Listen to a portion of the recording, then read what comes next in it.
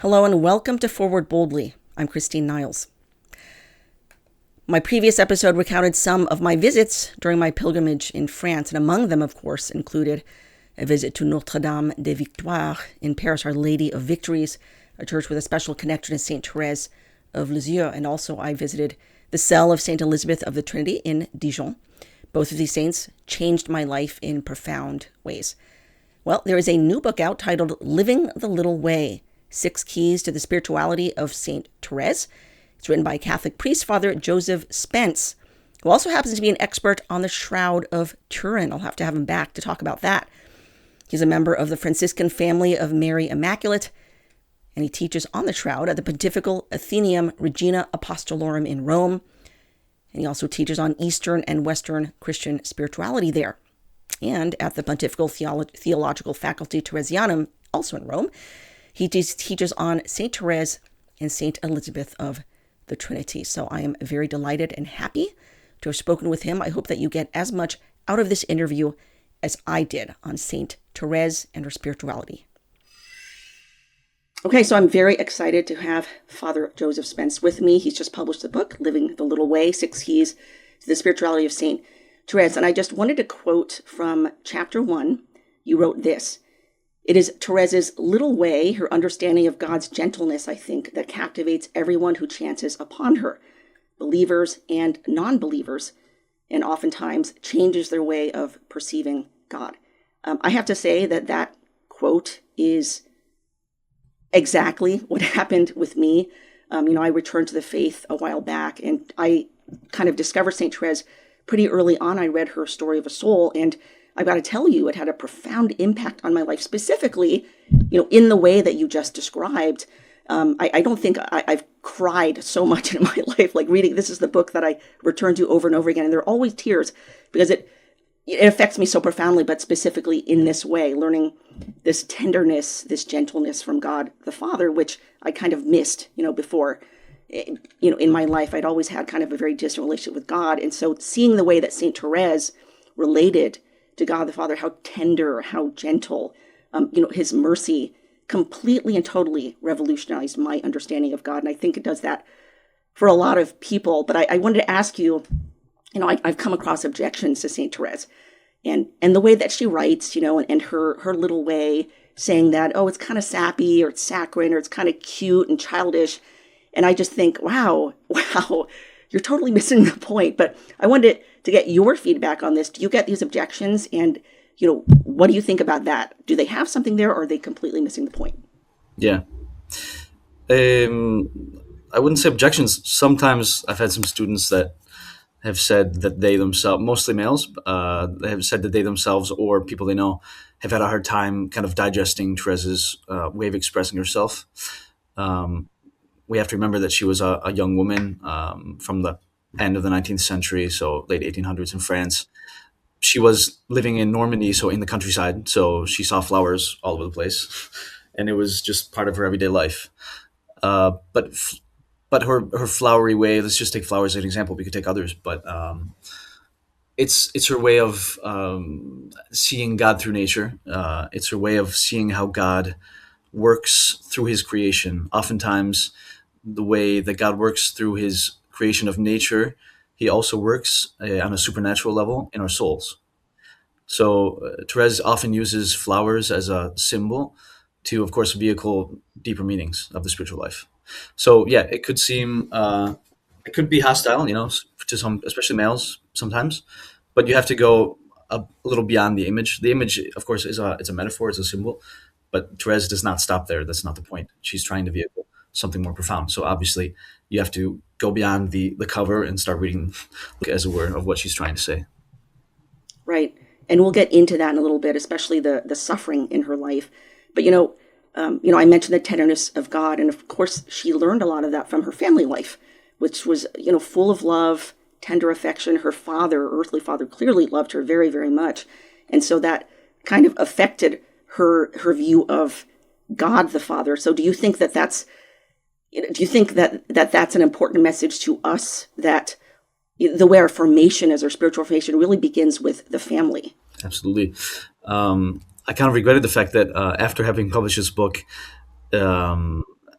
in the meantime, I'd written an article on precisely the influence of her father in her perception of God the Father. And I would have wanted to include that in the book, but I think hopefully in the following books I will be including that. I kind of mentioned it just kind of by passing, but it's definitely something worth mentioning. I mean, we all have to thank St. Louis Martin for the way we perceive God today. She had such a wonderful relationship with him. She was able to perceive God's tenderness and kindness through him. But what's really striking and paradoxical, which I didn't even realize until I deepened and studied myself, it's kind of paradoxical, but it's also wonderful, a sign of hope. In fact, the article is called "A Sign of Hope for the World Today." It's actually when she loses her father, first through his mental illness and then through his death, that she actually starts relating more explicitly with God the Father. So it's actually, so she learns to understand who is God the Father through the kindness and tenderness of her father. But it's only when she actually loses her earthly father that she starts deepening in a more explicit way her relationship with God the Father. Right. That's so interesting. And also in your book, you talk about her trial of faith, the sufferings in her life. And she went through a lot of suffering. Obviously, she lost her mom at a very young age. And then after that, she sort of clung to Pauline as her second mother. But then she loses Pauline when she enters the convent. And after that, one by one, she also loses her other sisters when they enter the convent.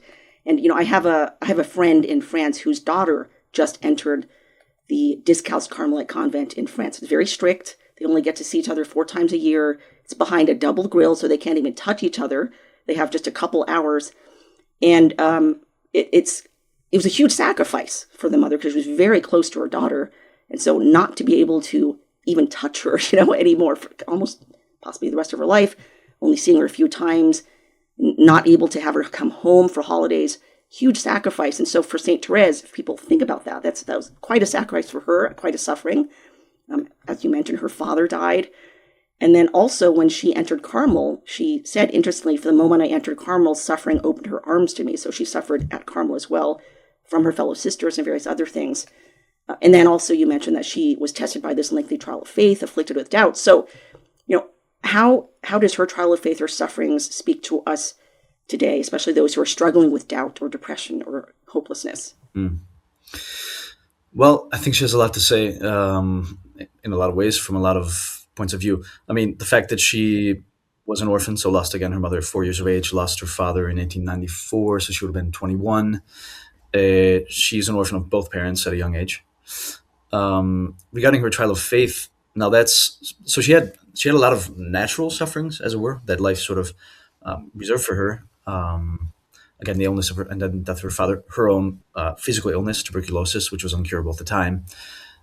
And then she had this spiritual trial, which basically started the days following Easter Sunday, 1896, until her death on September 30th, 1897. So we're talking about a year and a half of extreme darkness. She said that it was like a wall from earth to heaven had been just drawn before her, and only the thought of heaven, which before had made all of her joy, suddenly became the cause of her anguish. So she did not doubt the existence of God. She doubted the existence of heaven for her. So she thought that after death, she would just fall into nothingness. Néant in French, just nothingness. Regarding depression and sickness, now she said at least 2, if not 3 times, the yellow notebook and the green notebook, she mentioned by passing to Pauline, who was, again, her sister and her second mother. She said, "Dear mother, never place medicines near the bedside table of those who are sick, those who are gravely ill, because they could easily take their life." She also said in another passage, "If I had not had faith, I would have gladly committed suicide." So she was suffering a lot, both in body and in soul, especially. So she has a lot to say in that sense.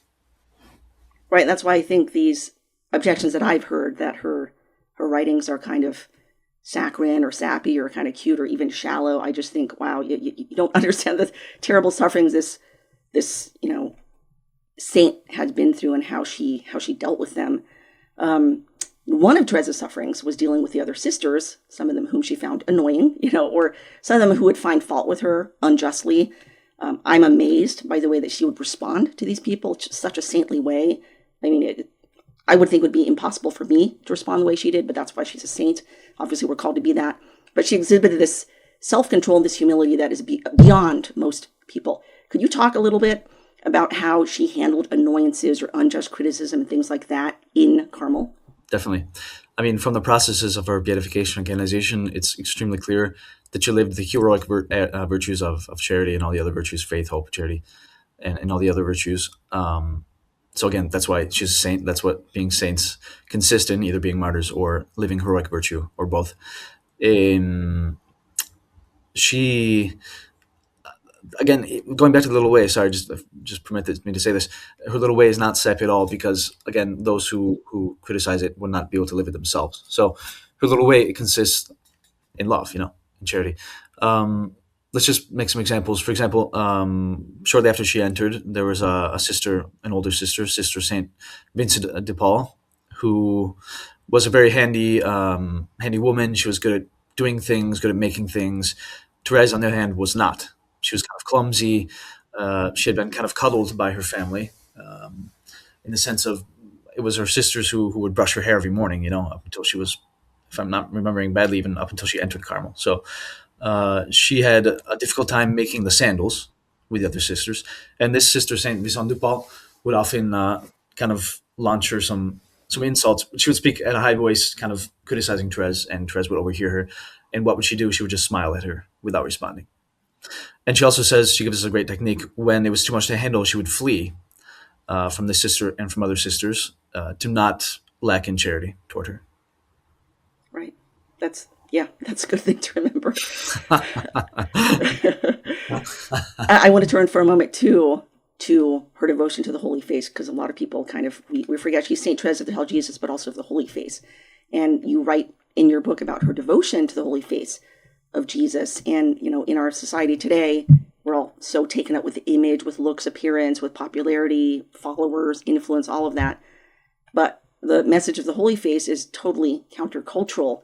So first, do you recommend this devotion to the Holy Face? And if so, how do you think, by contemplating the suffering visage of Jesus, how can that change the way that we view ourselves and others?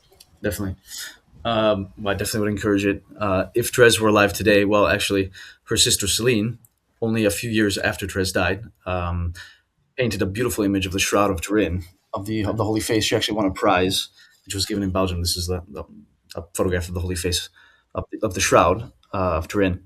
Now, if Therese were alive today, she would be extremely devoted to this, I believe. In fact, her sister Celine was shortly after her death, when the photograph was taken in 1898, so a year after Therese died. So she did not have a chance to actually see the Shroud of Turin herself.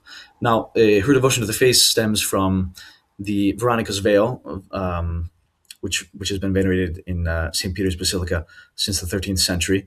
It was then, the devotion then spread in France really only shortly before Therese was born. It was extremely important for her, especially in the moments of suffering. She had been instructed by Pauline in her time of novitiate on the devotion to the Holy Face, but it didn't really say anything to her until her father got sick. So when she started suffering, when her father started suffering, and the whole family was humiliated, that's when she turned to Jesus, who was humiliated in his passion. That's when she really started relating to him, and when she really found that as a source of strength and a way of associating her father's sickness and her own sufferings with that of Jesus. I want to move now towards your chapter on espousal. So obviously we know nuns espouse themselves to the Lord, they become his brides.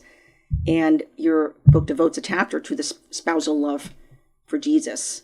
Now, that is relegated to a few chosen in the religious life. The rest of us, we don't have that. We're laymen, we're laywomen. We can't espouse ourselves to our Lord. But how can that relate to, us, the laity? What can we learn from that? Well, I think there's a lot to learn. In the sense that, in reality, the spousal love, of course, I didn't deepen this in my book because it would have been too long, and it's not the point. But if you go through the Bible, spousal love starts from the book of Genesis, the first book, all the way through the book of Revelations, which is the last. And in the last few chapters of the book of Revelations, it talks about the holy city, Jerusalem, the New Jerusalem, coming down dressed as a bride for her bridegroom, which is Christ, which is the Lamb who's been slain, which is of course Jesus. So in reality, we're actually all baptized are called to live this spousal love with God. That's what other famous Carmelite saints like St. John of the Cross. He really focused on that himself. And Therese learned from him as well. So it's actually not something, it's been something that for the past centuries has been kind of reserved to a niche, which is that of religious life. But the fact is that perhaps even religious life has in some way put that aside, which is a big problem, because that's the center of religious life, which is having a spousal relationship with Jesus. That's valid not only for females, but also for males. John of the Cross talks about the soul, which is a bride. So he uses the alma, which is in feminine, in Spanish, to talk about the soul as being a bride. The soul of a man is the bride of the bridegroom Christ. Because Christ is also, it's not only man, he's not only man, but he's true God as well. So it's something that all baptized can live. So I think it's not something intimistic, it's something intimate. It's about being having a deep and profound personal relationship with Christ, and thus through Christ with the Father and the Holy Spirit. It's something for everyone. She can teach us how to do that, but it's not actually just reserved for nuns. Right. Yeah. Beautiful. I want to move now towards this concept of the elevator. So St. Therese writes about the elevator when she's trying to explain her little way. She used the elevator as an analogy, taking her straight up to perfection because she felt too small to, quote, climb the stairs of perfection.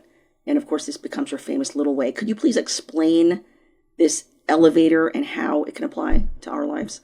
Definitely. Now, when she's talking about that, she also has another image in mind, which is when she used to climb the steep staircase of her home in Alençon, where she grew up with her mother. She would cry out to her mother, "Mother, mother, come!" And the mother would go down the stairs quickly, pick her up in her arms, and bring her up. In fact, she says, "The elevator which will bring me up to you, Jesus, are your arms." So it's a combination of these two images and these two experiences. When she went to a pilgrimage in Rome, she was 15. She was able to use the elevators in the fancy hotels in Venice and other cities in Italy at the time.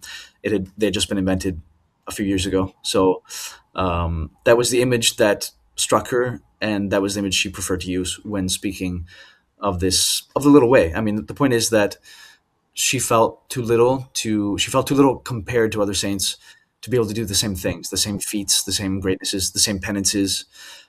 All she could do was offer her small sacrifices in her everyday life. The annoying nuns, who were grinding their teeth in a strange way next to her in the choir, she was trying to meditate. Just those small everyday pinpricks, as she herself called them, which all of us experience.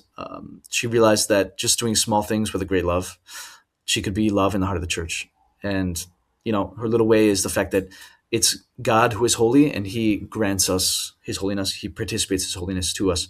He is the one who picks us up into his arms. So the elevator basically, it basically means that. I mean, the point is that it's God who's doing the preponderance part of the work, and we, of course, have to collaborate. Right. I think there's another way in which her little way is so relatable to so many of us. It's one of the ways, certainly for me, because as you mentioned, she admitted, I can't do the great works of these great saints who did these incredible miracles or severe mortifications and fast, all these things. All I can do is just these little things. And I think most of us can relate to that. I can certainly relate to that. And so it makes her little way so accessible. And it helps to, I guess, sanctify the little tasks in our daily lives, right? Yeah. Yeah, I mean, she even used some penance instruments once or twice for like 15 minutes or maybe, I don't remember, a few hours a day. Then she got sick. So she said, well, I realized that's not what God was asking for me. So she was physically incapable of doing that. She was not only, she didn't feel attracted to it, she was just too weak, both physically and maybe even mentally. I mean, I think she's just so close to us for all that she lived, all of those fragilities which were imprinted on her because of the loss of her mother and then her father, her physical weakness or physical sickness. I mean, they're all things that we can relate to. And again, the apparent nothingness of her life. In fact, some of the nuns, one of the nuns shortly before she died, said to the prioress, to the superior of the community, she said, well, when Sister Therese dies, when you'll be writing her obituary letter, which they would circulate among the Carmels at the time, she said, I don't know what you would write because, I mean, yeah, she's a good nun, but she's never really even suffered in her life. And she's always been cuddled by her sisters. And I don't really know. There's nothing really to her, I mean, that's there's really something to that, because it helps us to understand that God perceives things differently, because God sees charity, and that's the point. It's not what you do; it's the love with which you do it. Right. Exactly. And like I said, that's what makes St. Therese so relatable to all of us, because, I know I can't perform great miracles like Padre Pio. I can't live off the Eucharist like St. Catherine of Siena. I can't levitate like St. Joseph Cupertino, but I can certainly implement a little way in my daily life, dealing with my family or neighbors, washing the dishes, doing my daily duties. I can implement Therese's little way. So she's just accessible and relatable to everybody. But I want to talk a bit about Therese's faith and her prayer, and the first spiritual child that she adopted, who was actually a murderer, Henry Pranzini. And, as we know from her autobiography, when she read about his crime, his upcoming execution, she immediately set about praying for his soul. She implored God's mercy, and she was determined that he was going to be saved before he died. So could you tell people a little bit about the story, and also about the way her faith, her boldness, and her hope, what that can teach us about God's mercy? Yes, definitely. So, unfortunately, I don't know much about the background. I should deepen that, of Henry Pranzini. All I know really is that he murdered two women and a young child in Paris in an apartment. And by the by, this woman was actually personally known by the Guérins, who were the cousins of Therese. So she actually probably heard about this fact from the fact that one of the victims was a personal friend or acquaintance of her cousin's family. So it really hit home in the sense that it struck their personal friends. So that's how she got to know about it. So again, through family, through the grapevine, and also on the newspapers. So she was following the La Croix, the newspaper of the region of the time. Her father had actually forbidden her to do so, but she said that she thought, for such a great cause, that she wasn't disobeying. So she would open up the newspaper often and take a look, and she just felt it's something related. It's a complex operation that happened in a very short amount of time. So it's tightly linked to the grace of her conversion on Christmas Eve, when she was turning 14, shortly before she turned 14. So she said, in that moment on Christmas Eve, I left the linge d'enfance, means what are those called? The swaddling clothes of my infancy. And what strikes me is and then she says, in that moment, I learned to forget myself to please others. From then on, I've been happy.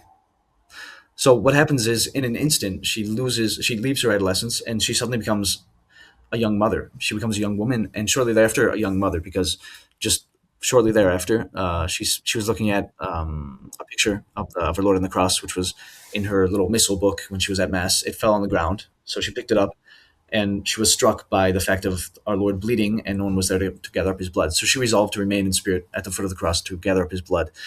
And in that moment, she received this zeal, this desire to pray for souls. That's when, again, shortly thereafter, she heard about Pranzini, and decided that that God was asking her to pray for the salvation of his soul. So she did so. She had some masses offered, and at the last moment, before being guillotined, he did not confess, but he did exchange a few words with the priest right before being executed, and kissed the sacred wounds of the crucifix. Now she said, seeing the wounds of the lips of my first son pressed to those sacred wounds, and him almost drinking that blood, as it were, of Christ, which gives us life, that she saw that as a clear sign of him being saved. And that was just the beginning of her spiritual maternity. Even in Carmel, she would have masses offered for him. She said, I can't abandon him now. He must be in need. That is, his soul must be in purgatory. He must need masses, and he must need prayer still. So she remembered him for the rest of her life. That's wonderful. Amazing. Yeah, she can really teach us about the power of prayer and faith. And another facet of her life is her devotion to Our Lady. She had a deep devotion to Our Lady. I was just recently on pilgrimage in France just a few weeks ago, and we visited a lot of holy sites. But I wanted to make a point to visit Notre Dame des Victoires, Our Lady of Victories Church, because that church has a special connection to St. Therese, her family. She was gravely ill, and her father sent money to that church to have a novena prayed on her behalf for her healing. Of course, we know she was miraculously healed during that time, so they have a close connection to that church. But can you talk a little bit about Therese's devotion to the Blessed Virgin Mary, and then also what that can teach us? It can teach us a lot. Actually, when I first gave this conference at it was just a day of study at the university, the Carmelite University in Rome. There was about 20 scholars of us from all over Italy who who know Therese, love Therese in some way, kind of Therese from lots of different points of view. What struck me was when I talked about her relationship with Mary. One of the priests said, if I had heard this conference when I was a child, I would have had a different life. And then he said he had lost his mother, and then lost his sister, who had been a mother to him as well. So he was struck because that's exactly what happened to Therese. But what happened to Therese is that when she was miraculously healed. So again, she lost her mother when she was 4. She lost her wet nurse because Therese had almost died of enteritis, that is inflammation of the small intestine. Shortly after being born, she was brought to the wet nurse for a year and a half. She was then detached from the wet nurse to be brought back to Zelli, who then died when she was 4. So she had various motherly figures. Pauline then entered, then Marie then entered. So when she was, she fell sick because of the fact of her uncle talking about her mother's death. She fell sick that very same evening for a month and a half, and she was going to die of a strange neurosis that no one really knows what it was. Our Lady appeared to her or smiled at her from the statue. That's when she really discovered that there is a mother that no one can take from us, which is Mary. And that's when her relationship with Mary was really catalyzed in a very strong way. That is, I find that it's kind of a pattern with Therese. Like, something really hits home to her when it becomes personal, but that's true for everyone, So when her father falls ill, she attaches herself to the devotion of the Holy Face that she already knew, but then it just comes alive for her. Same thing with Mary. When she's healed by her, it just clicks, and she finds that mother that she had been seeking her whole life since her mother died. That's the same message for all of us, that Mary really is the true mother that some of us have never had. And she can bring healing in that way. It's just amazing. It's absolutely amazing. So before we close out, Father, because I want to ask, where people can find your book online, is there anything else about this book or about St. Therese that you would like to add to this discussion? Well, there'd be a lot to add on Therese, but I could talk all day.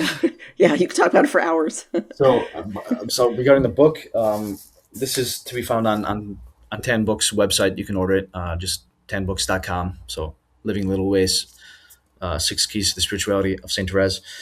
We also teach, again, at the Teresianum, Teresianum. It's the Carmelite University in Rome. We teach an online course in Carmelite studies in English. So I teach on Therese, but again, there are other professors who teach on Teresa of Avila, St. John of the Cross, and so on and so forth. So that's another way of deepening Carmelite spirituality and Therese's spirituality. I have another couple of books coming out actually on Therese with Angelico Press. Yes, one is the next one is trying to think of the title, Learning How to Love with St. Therese, 7 Windows into True Charity. So it's on her fraternal charity toward various categories of persons, priests, sinners, her family members, the nuns in her convent, so on and so forth. And then I'll be publishing another book, hopefully in September 2026, on St. Elizabeth and St. Therese. So wonderful. Well, I look forward to reading those because I love both of those saints so much. Yes, so beautiful. Thank you for writing this, because really we can't get enough St. Therese, especially today. And of course, she's a doctor of the church. She's the youngest doctor of the church, one of the few female doctors of the church, and there's a reason for that, because her spirituality is so deep and so profound and just so impactful. Just revolutionizes your way of approaching the faith. So, thank you so much, Father. I appreciate the interview. Thanks so much for speaking with me today. Thank you. Thank you for the invitation. Thank you. God bless you. All the best. Thank you. Same.